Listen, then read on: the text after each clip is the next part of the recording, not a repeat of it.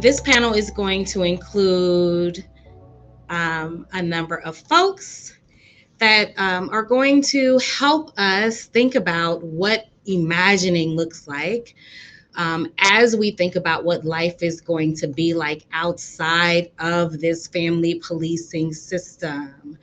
We have Maya Pendleton, who is joining us again. Maya was a part of the panel in yesterday's convening. She's going to be joining us and leading today's panel discussion. And we'll be in conversation with Melody Webb, Reiko Boyd, Jeanette Vega, and Angela Burton. Again, this panel will discuss a vision of the world without family policing, a world where families stay together and where strong, thriving communities support families. Panel participants will also discuss advocacy work happening right now that moves us closer to the abolition of family policing. So let me share a bit about our panelists. Maya Pendleton, works with Up in Movement as a consultant. She graduated from George Washington University's School of Public Policy, studying social policy at the intersection of race and gender. She lives in Washington, D.C., where she does mutual aid work to feed families and communities living east of the river. Melody Webb is the founder and executive director of Mother Outreach Network, which is a racial justice and anti-poverty organization that supports Black mothers in advancing Black family preservation, economic security, and racial justice by transforming government income and child welfare laws, policies, and practices from punitive to empowering. Reiko Boyd is an assistant professor at the University of Houston Graduate College of Social Work. Her work is organized around three areas of inquiry: racial and ethnic disparities in children's services and systems, structural inequality and opportunity in African American communities, and infant adolescent health and well-being. Currently, her work is focused on better understanding racially disparate outcomes that occur in the child welfare system. Jeanette Vega Brown is the co-executive director of RISE, an organization led by parents impacted by the family policing system.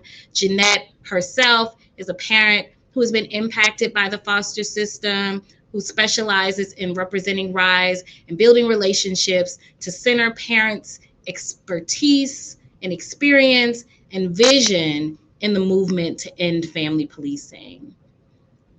Angela Olivia Burton is special counsel for interdisciplinary matters at New York State Office of Court Administration and Office for Justice Initiatives. She is also the director of quality enhancement and parent representation for the New York State Office of Indigent Legal Services. Maya, if you're ready, I am virtually passing the mic to you to get this conversation started. Thank you so much, Josie. I'm so excited to be with everyone today and our wonderful panelists to talk about such an important topic. I know I'm feeling very grateful for the space that Miriam Kaba opened up for us today, in a space of imagining and hoping and believing that we can achieve a better future.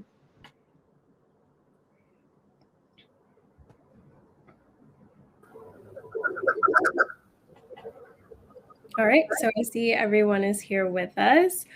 So to get started, I would love to hear from each of you about the work that you are currently doing now around family policing and family policing abolition. And I will start with you, Angela. Oh, cool. I get to go first. Age before all this beauty. So speaking of age, I'm 62 years old. I'm a child of the 60s. And so, Melody, am I older than you? Am I the elder? You are, but I had no idea. You look great. Thank you. Always fishing for compliments.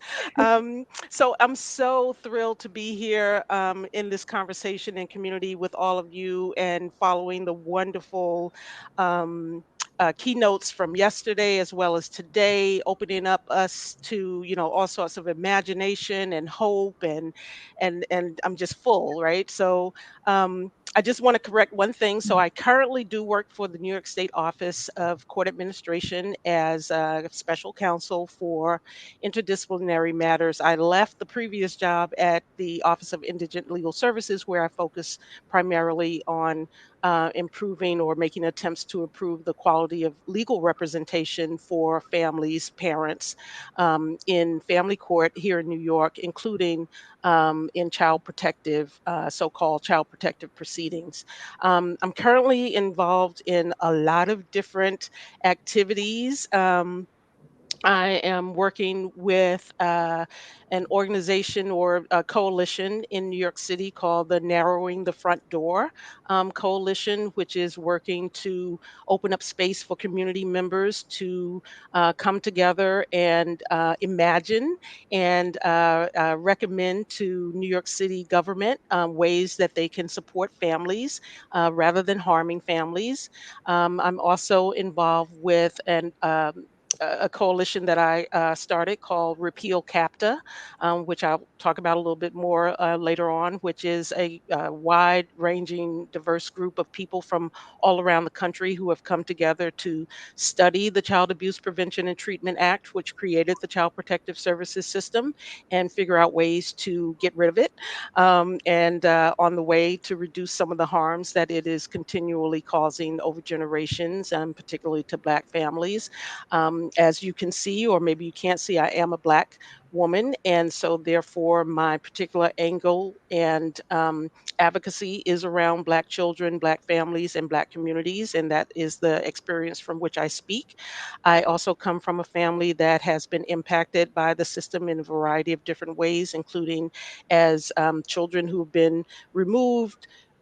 Family members who've been investigated, family members who are foster care givers, family members who have adopted out of foster system, and so on and so forth. And I've also, as a lawyer, represented people involved in the CPS system. So I'll stop there because there's a whole lot more to talk about. Thank you so much. And thank you for all the work that you're doing. Melody, do you want to go next? Yes, thank you, thank you. So I'm honored, just really honored to be in this space and excited and motivated, inspired. And I'm here on the land of the Anacostans in Washington, D.C. I'm a movement lawyer and the executive director of Mothers Outreach Network. And Mothers Outreach is a nonprofit advocacy organization, as you described earlier, that advances the inclusion and empowerment of Black mothers.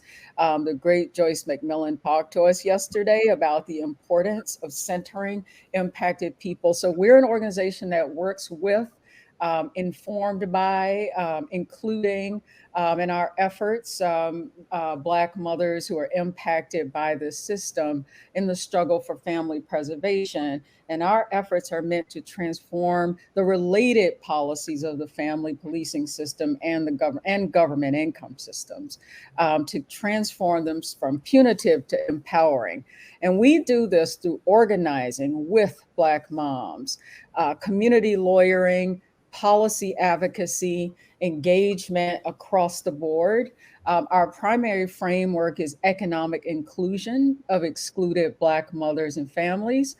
This means our work includes tax education year-round, making the tax system more accessible to low-wage and no-income people. The tax code is key to guaranteed income, and I'll talk about that a little bit later.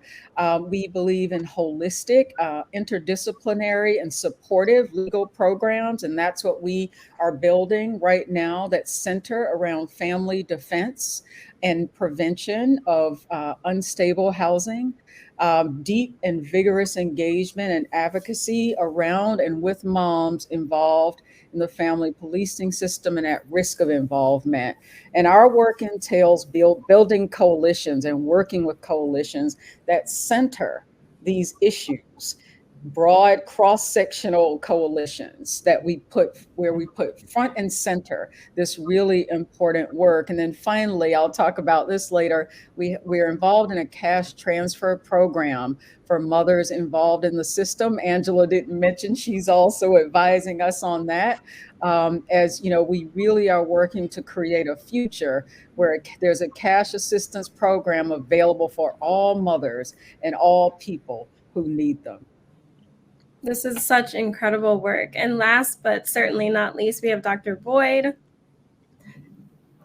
Hi, I just also want to start by saying that I'm extremely honored, excited, thankful, inspired to be in this company and a part of this event.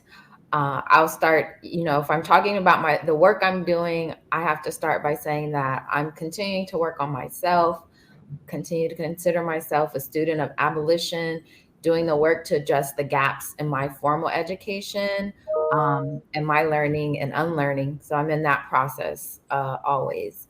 In the academic and research space, recently, much of my work has focused on really spelling out how structural racism works, and particularly talking about the history of racist laws, policies, and practices in this country, and explaining the consequences for Black families, especially those who are impacted or at risk of being impacted by the family policing system.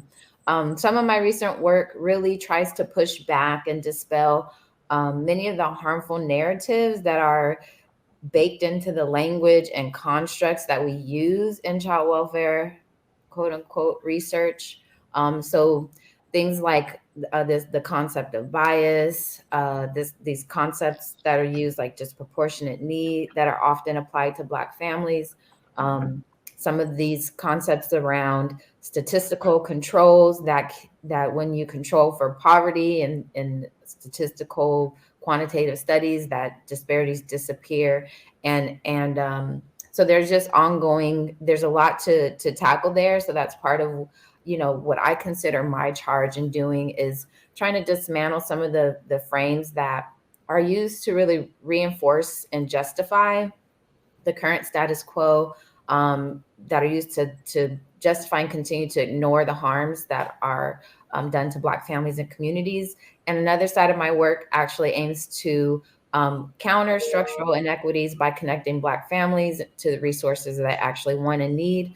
So I lead a program that connects expecting moms who live in the 10 zip codes in Houston with the highest infant mortality rates to free doula services. So as part of this program, we also train new aspiring doulas, and we'll pay for their training so that they can connect with families. And these are people who also have commitment to ending racial disparities in birth outcomes for Black moms and babies. So I see this work as abolition work and as steps that actually are non-coercive, non-punitive prevention for families with needs. Yes, that's so important. Thank you so much for tying that reproductive work to abolition. That's a tie that we don't often make, but is so important. So I'm really excited to get more into all of the work that each of you do. But first, I really would love to know what brings you to this space, or what in your, personal life or otherwise has brought you to the space of working within family policing and specifically in abolition. And we can start with Melody. Thank you. So my journey in this fight began when I became a parent defender, appointed parents counsel over 10 years ago. I brought a really diverse representation and policy advocacy background as a poverty lawyer to that work. And I worked in housing, labor, employment, and public benefits as a practitioner. But the family policing legal practice is like no other area of poverty law. I want to note that, we're here to center the impact of the system on parents, and I'm very mindful of that. But I'd like to talk a little bit about that experience and that work and how it has informed where I am today. It's worth noting that it's through the lens of one's professional work that often many allies come to know intimately how destructive the systems are. So through its impact on us as professionals, I think we take that knowledge and we build and we fight. So I can share through my lens as an attorney who, quite frankly, suffered secondary trauma fighting for my clients who really just had nary a chance in their efforts to reunify with their children. As appointed counsel, I would receive my clients and the cases the morning of the probable cause hearing, which is very problematic itself. And the deck was stacked against my client from the moment really that their child was ripped away from them. And the assault of the legal system continued from there. And I fought valiantly with all the skills I could muster, but the fight was usually impossible to win. The parents would too often lose their children permanently. They lose their public benefits, their housing. And parents really, they lost their request even for the child to be temporarily placed with their own designated placement, their own caregiver choice. And so, they lost access to opportunities for assistance, from any sort of government agency. It was very hard to access services. So the injustice, just continued against the parents throughout the cases. So, this for me was about understanding that there was deep structural racism, deep bias, and really poverty that brought parents into this system and really didn't give them a fighting chance. So that's what brought me into the work and really brought front and center the fact that essentially all these actors in the system are conflating the circumstances of poverty with neglect.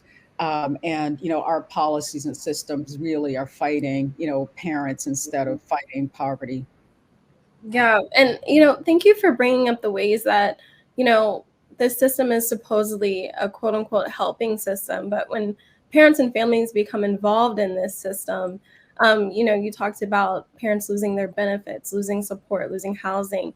It compounds their lives, making their lives harder, right? So often involvement in the family policing system not only dismantles families, but it often takes some of the securities that people already have in place for themselves away. And that's so important. Reiko, do you want to go next? Sure. I'll go. So where my path begins, I'll start. I was a Title IV student, a master's student. So that means that I received a stipend or funding for my education and committed to work in Los Angeles County for DCFS there.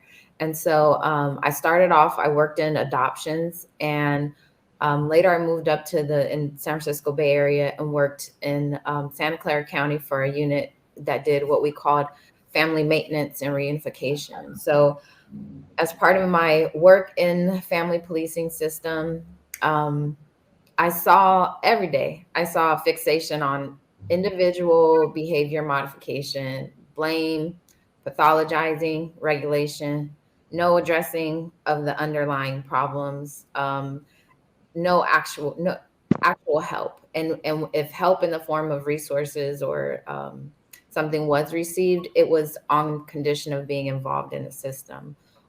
So I saw Black and brown families caught up in this massive apparatus that was not helpful, that was paternalistic, racist, and that really only changed or responded when there was a news report of a failure of a child death or fatality. And I felt the stress and dissonance of saying I was helping and knowing I wasn't really helping. So, my answer to all of that and what I felt, that's not what led me here. I thought, what's the answer to that? Let me go ahead and pivot to a career in research, which now is fun. It's kind of laughable because that was my answer. And I wanted to focus on racial disparities and what I saw in terms of Black families being overrepresented in the system. So I thought that was my way of making space, but the abolition wasn't on my radar at all. What actually happened was a convergence of a series of like professional, personal, and societal events. So I had my first child, gave birth to my son a week and 1 day after the murder of George Floyd, and it was at the height of the pandemic, as we know. So that changed everything for me. My lens totally changed. And actually, I was on family leave, and when I went back to work, the conversation about abolition was already going on. But as I mentioned a couple of times, I didn't have the only concept I had or what I understood about abolition was in the context of slavery. But for me, with my background, that was good enough for a basis of pushing back on this initial reaction that I had in my head, which was kind of like, well, that's impossible. That was my reaction based on not, like, having no understanding. But I didn't want to stay in that place. I wanted to, like, go ahead and engage in a process of understanding, getting a foundation for understanding what abolition is. And that was really a game changer for me. And now, it going through that time proved to me that what was impossible was possible, is a reality that I was living and that I was seeing. So now everything's different for me. My work is different. The context is different.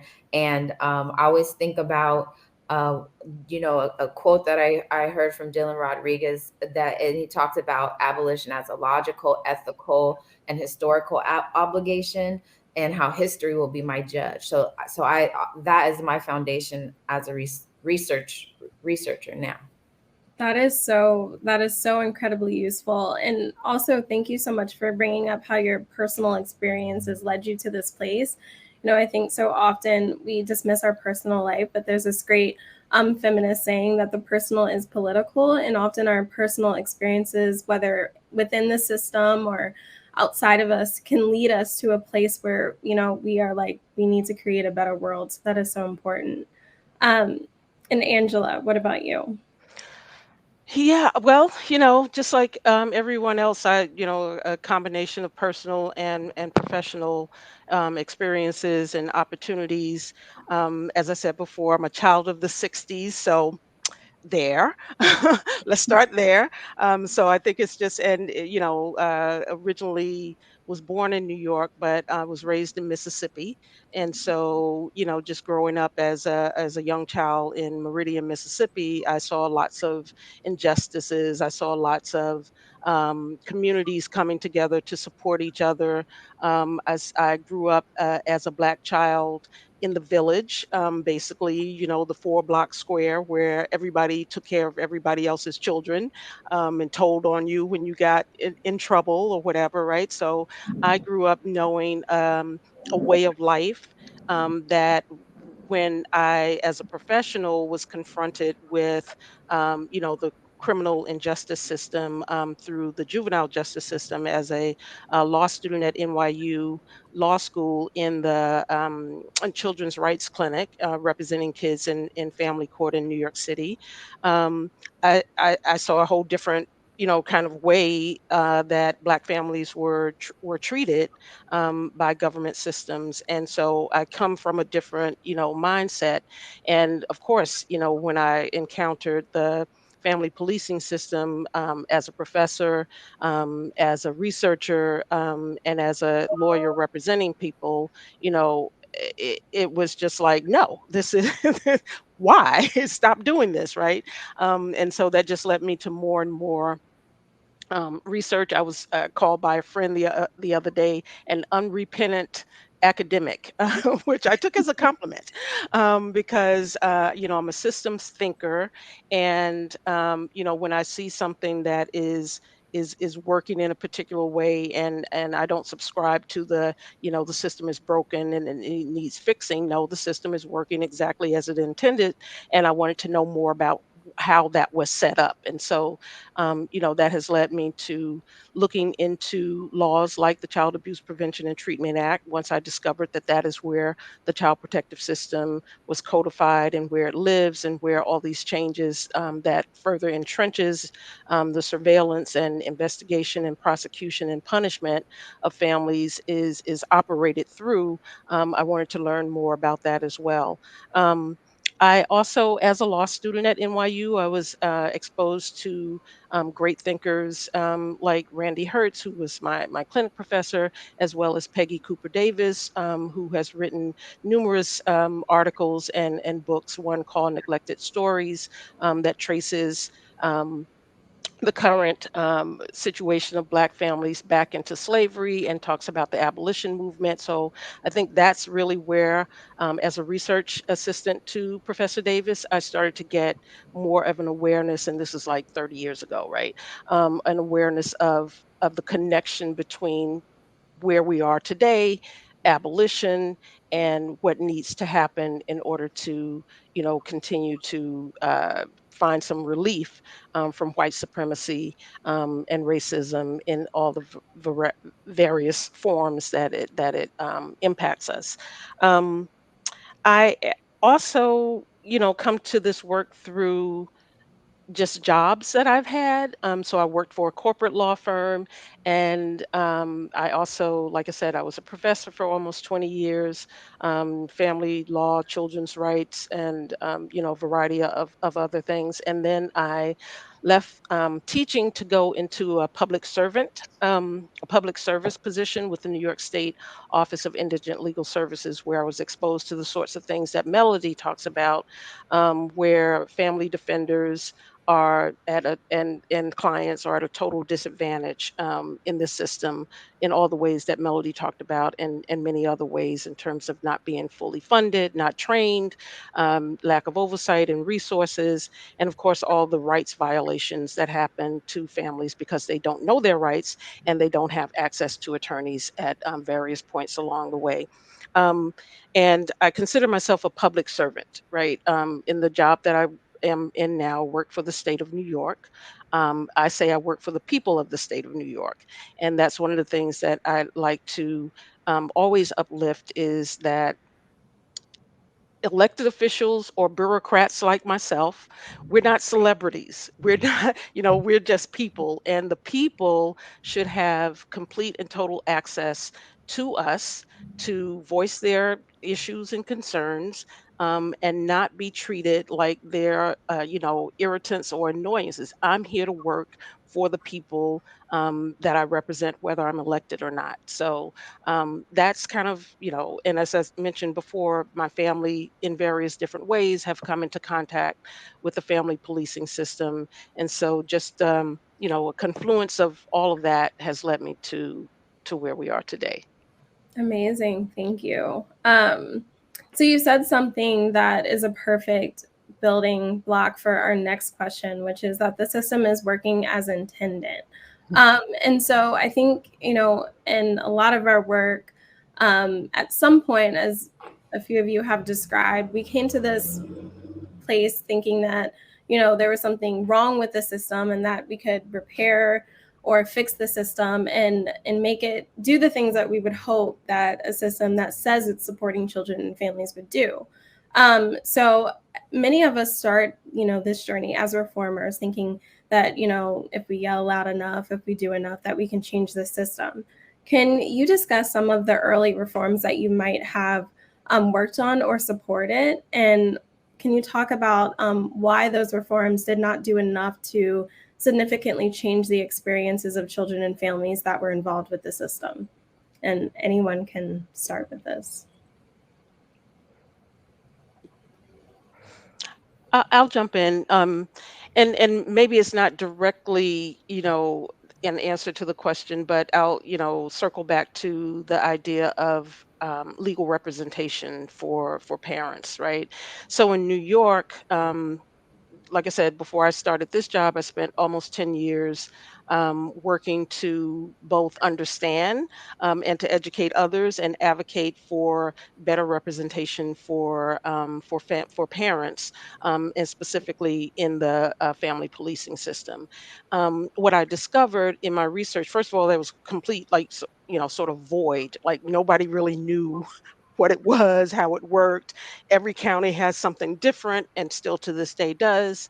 And just kind of trying to figure that all out was the first project. And do I did a lot of research and writing to help myself understand, but also to help others understand why we were seeing what we were seeing. And so a couple of things, right?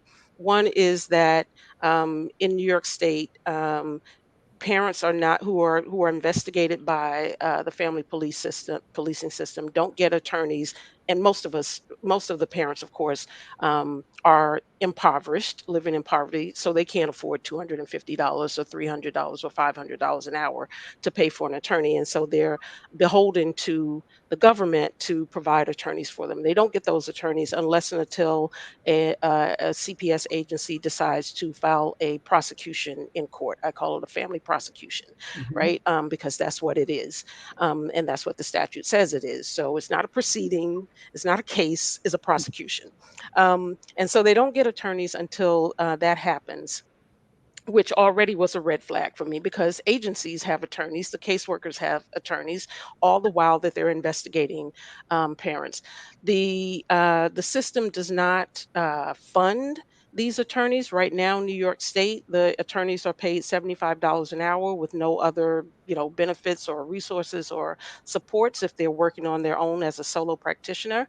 And there's a lawsuit that they're trying to get at least $150 an hour, but again, that's not addressing the lack of supports and also the lack of timeliness of when parents have access to those attorneys. So that's been an ongoing project of mine, and I'm continuing to work on that. It is a harm reduction project because it does not change the system at all.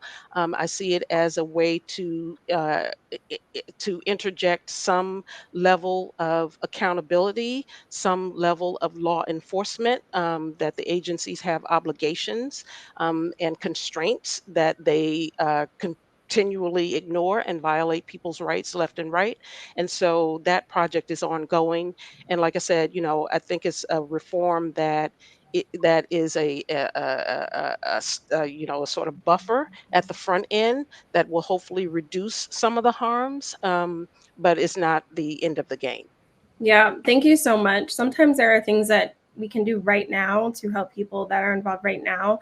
Like you said, might be harm reduction, but that doesn't necessarily lead us closer to abolition. And it's important to recognize and make that distinction.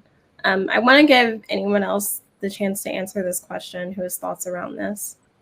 Okay, I can share. So when I think about that question about reforms and what I did, even though I didn't know it at the time, I think I carried out my own little mini agenda of reformist reforms when I was working in family policing. So I thought that things around me were broken, but I thought, okay, if I'm handling my cases in a certain way that other people won't, it's going to make the difference. I would do things like when my kids got kicked out of their group homes, I thought, okay, well, let me find the available placements, and narrow it down to the two best ones, and then I would go take the young person with me to both places and try to get their input to say, okay, well, hopefully this place will work out better next time. I would do things like pretend that I didn't know that a mom was occasionally staying with a fictive kin grandmother who was actually the placement for her toddler. I would do things like I didn't report like an address change when a family moved across the street, because I knew that would interrupt their placements, even though they were, and all these things. I thought, okay, some of them I could have cost me my job. Like some of them, I thought I was being progressive, but in reality, I was being a good worker, or one who was different in a system that was causing immense harm, trauma, pain, suffering, and doing nothing to get to the root causes of actual harm that was being done to families. Like, I understand that now. And but at the time, it was like, I drank the Kool-Aid. I was excused, like the concept of foster care was just normalized in my mind. And there's this idea, I fed into the idea that like, this is how it had to be, that there was no room for changing this, that it's already in place. And you just have to be okay with doing these little things and being part of the system. When you're part of the system, that's the choice and that's what you can do. But there's like being powerless to do otherwise. That was the mindset I brought, and that's what I think of when you say like, what did I do as reform? Those are things that come to mind. Yeah, thank you so much. It's, you can work as a disruptor within a system, but there's only so much you can do when you are a part of that system that is causing that harm. And that is your mandate to act out on the system's behalf. Melody, I want to give you a chance to jump in here if you want. Yeah, I mean, I would just echo what Angela said. I think, attorneys typically engage in sort of harm reduction. And we think at the end of the day, we've kind of like done our part, but we haven't. We need to go further. We need to, do bigger and broader, and also to work with newer attorneys who come out of law school and enter the practice, bright-eyed and bushy-tailed, and think they can, one case at a time, make changes. But we have to engage as professionals, on deep structural change and replacement. So, yeah, thank you so much. So now we get to the imaginative part of this, right? So dreaming about the world that we can create together. So on non-reformist reforms, in contrast to the reforms that we just spoke about, many abolitionists refer to reforms that strengthen the system as reformist reforms. What are changes we can make now that will contribute to the dismantling of the system? In other words, what are abolitionist steps that we can take to shrink and abolish the system? Yeah, so I'll go next. So I think, the framing is really important. And what I see us doing is structural anti-racism and anti-poverty work. And I think talking about, the family policing system in that way is important. I think plugging the issue of family policing into related anti-poverty work, mainstreaming it, helping to bring it out of the shadows.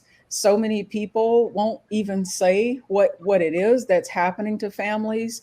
The poverty lawyers in my community, I mean, we're talking about it now.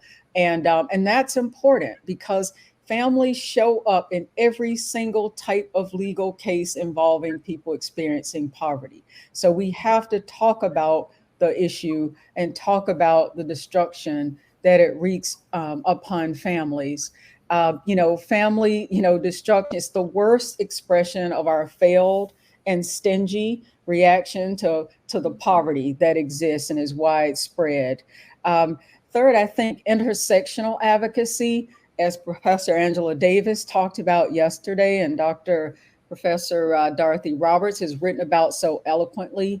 We run a very broad-based anti-poverty coalition, the DC Guaranteed Income Coalition, where we seek to establish an income floor here in DC, and we're part of a broader national movement. And that poverty floor, giving people cash so that they are not below that poverty floor, lifting them up. And we have centered, families, moms who are in this system, in this broad coalition. And that coalition, again, touches upon, various communities. And we are seeking to grow it bigger and to make it even more intersectional. We're interested in some of our legal and policy work in getting rid of categories, eliminating one by one the different categories of neglect. We're interested in addressing housing insecurity, housing instability, failure to have adequate shelter should not be a basis for having children removed. And around the country, there are some 30-odd states or so that explicitly name poverty factors as a basis for removing children. In the wealthiest nation in human history, there is no reason that a family should be destroyed because they lack adequate housing, particularly in our jurisdiction, where the agency isn't even spending all of the cash, discretionary cash, or distributing the housing vouchers that are intended, family unification program, housing choice vouchers that are intended for families to prevent homelessness. And again, I'll just say that, the connectedness to related policy is crucial. We're fighting for, again, a guaranteed income, fighting for the child tax credit. We believe that when fewer children are living in poverty, and poverty is not racialized, we believe that we will see, a shrinkage and a reduction of families identified by this system. And then finally, I want to say, my hero and advisor, Joyce McMillan, she is helping us to train parents up in Washington, D.C. And I think really getting active and following the lead of impacted parents is a critical part of this. Thank you so much. Anyone else want to jump in? Yeah, I'll jump in. So there's a lot of different things, and as Melody said, working with her and others on a variety of different approaches. Reparations is a key project of mine that I want to make sure that any talk about reparations, and Melody mentioned Joyce McMillan. She and I just had an article published in the summer edition of the Family Integrity and Justice Works journal about liberating the Black family from the family policing systems from a reparations perspective. And as I say all the time, I have yet to see the federal statute that starts with the purpose of this statute is to redress and repair the harms of families, Black families who have been devastated and destroyed by the family policing system. That's the project that I am while we're trying to dismantle through CAPTA and ASFA and these other harmful laws, we also need to be looking at how do we redress and repair the ongoing generational harms that have been, reaped upon Black families and Black children for years to come. So that would be the project that I would be looking to further advance. Thank you so much. I want to move us to our very last question, which is our vision for the future. So this is that imagining work that we can all do. So when families are in need or when harm occurs, what are some of the ways a non-carceral society could support families? What does it mean to imagine a society that cares for Black children and families? And I'll start with Reiko for this question. Yeah, so I just, when I think about, I'm going to answer the part about imagining what a society that cares for Black children and families. And just to build on what has already been said, this idea of people having their basic needs, food, housing, affordable and high quality childcare, access to quality public education, healthcare, clean environments, clean drinking water, gainful employment, all the things that actually keep children safe, keep families safe, communities safe, and healthy. I think like this idea of that is the start. But my vision, I envision this like being released from this concept of care for Black families and Black communities, meaning that they just have basic needs met. Like, what about moving beyond this idea that like we can get people to the place where they're barely scraping by or just making ends meet, then that's okay. No, we have to think about what does it mean to be thriving, to experience security and abundance,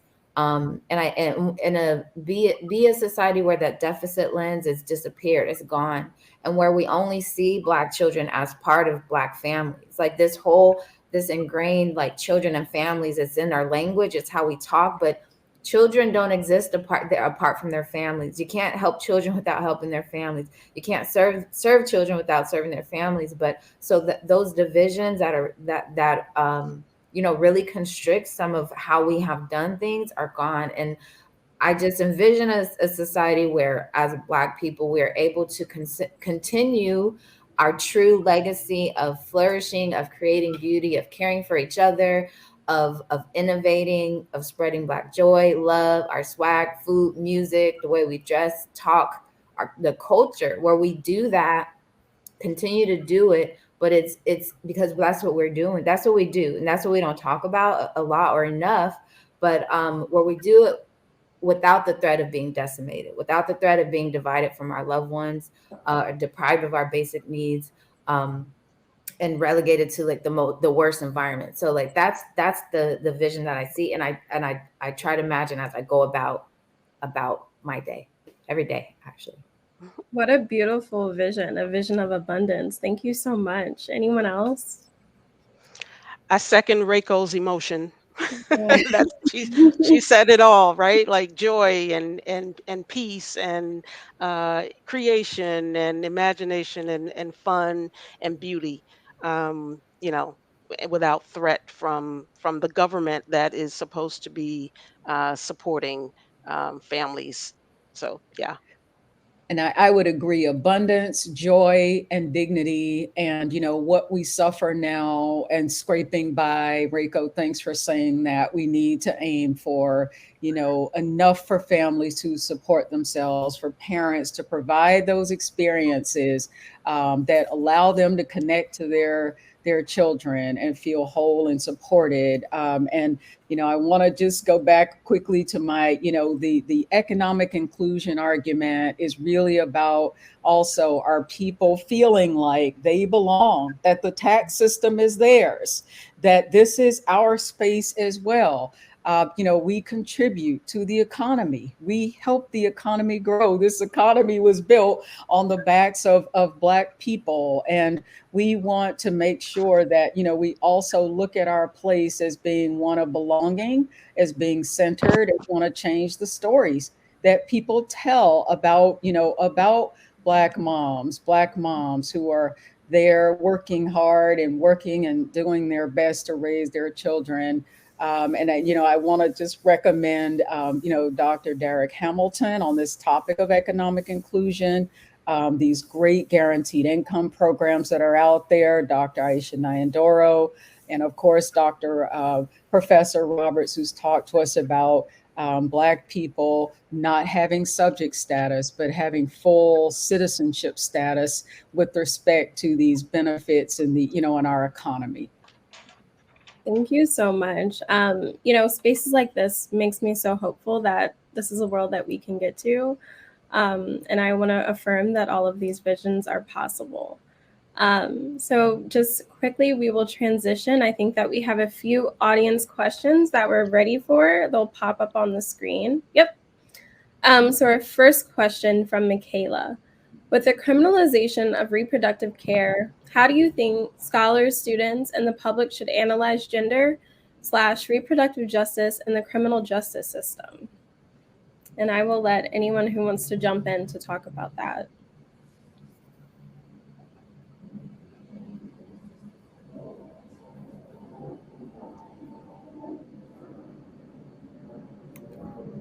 Can you put the question back up, please? Can we have the question on the screen again?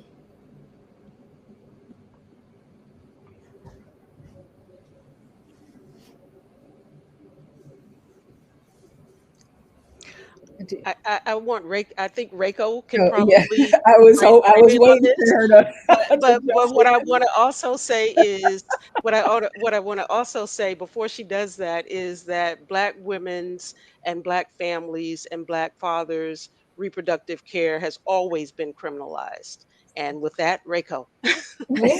So what I would say to this question is a really important question. I think a big question too. And I want to point to like the work that Upend has done over the past year and thinking about understanding what carceral systems are and using that as a foundation to apply to all of these systems. Because, I like to share my story of coming to this space or not having the tools, not having the concept, not having that foundation. So how can we analyze if we don't have the tools, if we haven't, a lot of it is not included in our mainstream formal education processes, programs, and actually other in some spaces discouraged or devalued. And so I think the best way that I can answer that is to point to point yourself or connect to tools for analysis and to learning in communities, so that you can apply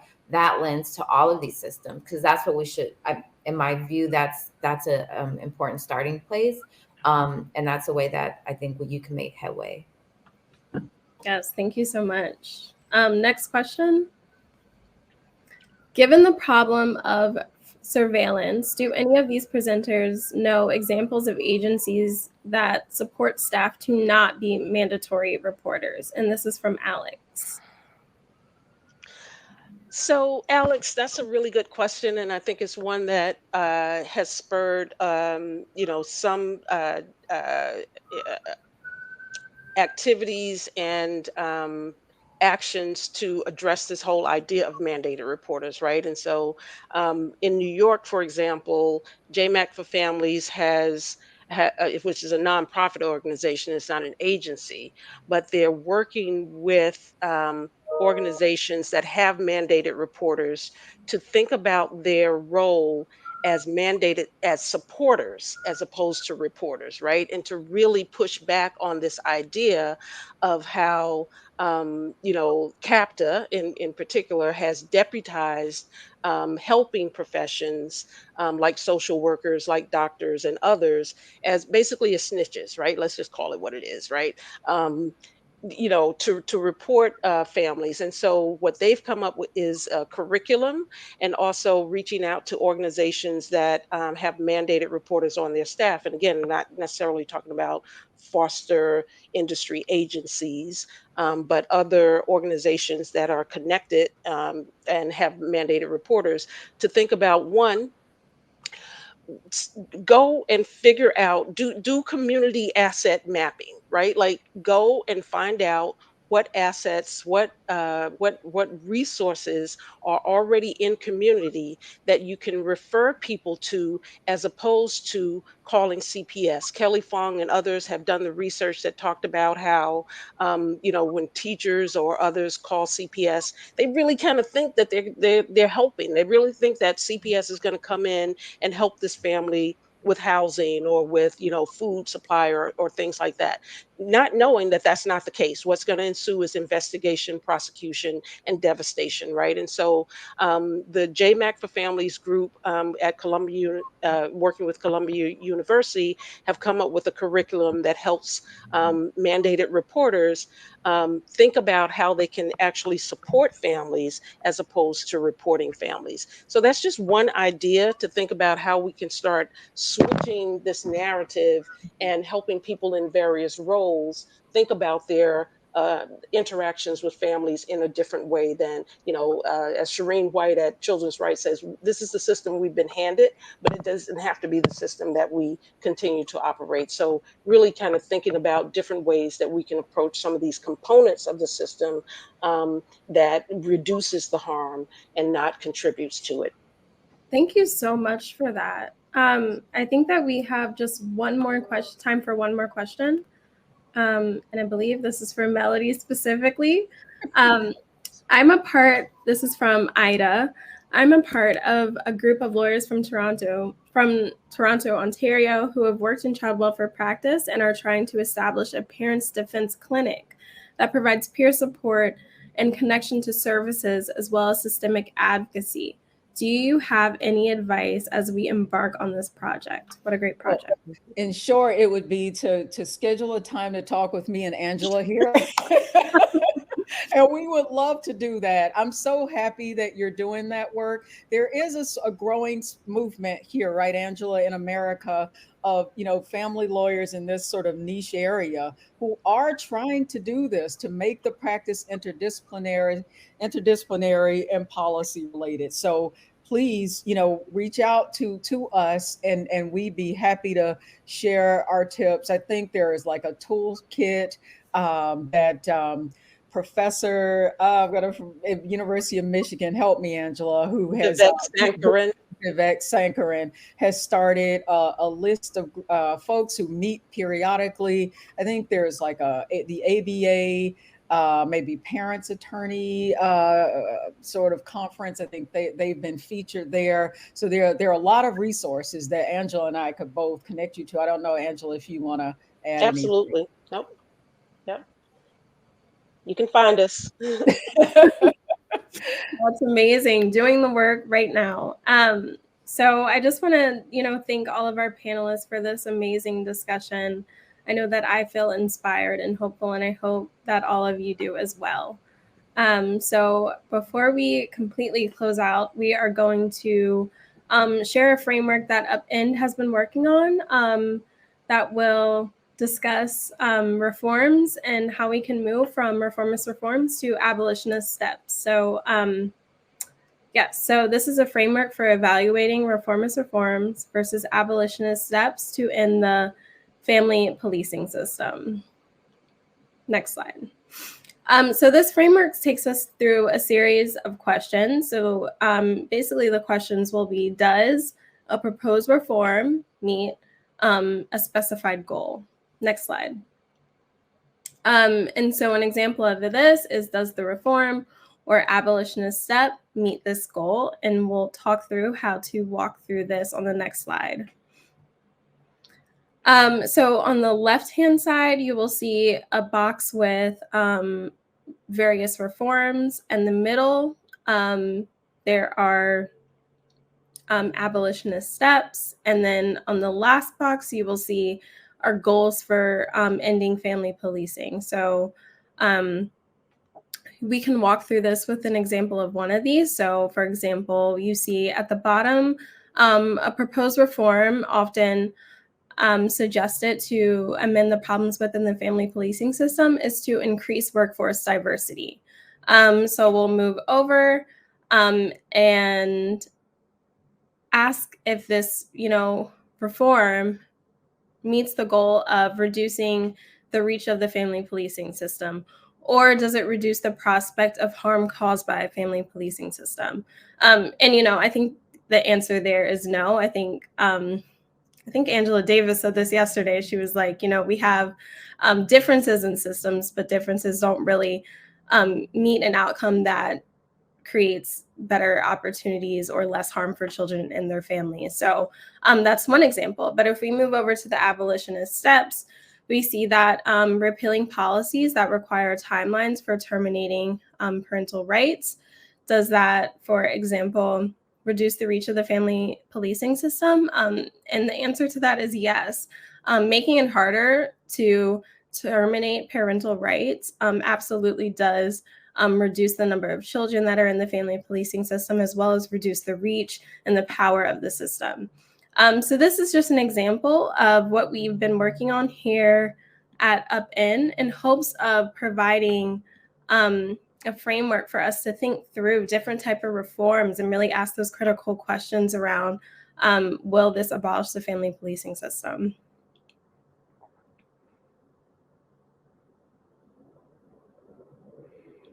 Again, this is another example. So does providing families with supports that reinforce individual pathologies such as mental health, drug treatment, and parenting classes reduce the reach of the family policing system? An example of this is the Family First Prevention Services Act, which no, does not. It actually expands the reach of the family policing system through the creation of a new service track. And on the next slide, we'll see an example of an abolitionist step, which says, does repealing policies that require timelines for terminating parental rights reduce the reach of the family policing system? And we just said, yes, repealing ASPA results in fewer families being permanently severed by the family policing system and facilitates reunification of children with their families. So we're really excited to share this with you all shortly after this convening and hope that this will be a useful tool. We also welcome feedback on this and let us know how you're using it in the future. And I'll stop there.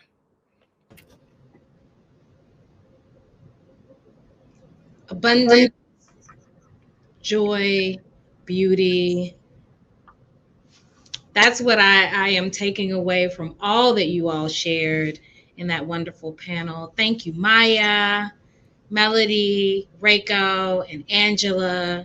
You've provided us with so much to contemplate as we continue to dream and work towards not only abolishing the family policing system, but also building what's next and discovering and understanding what we have already built.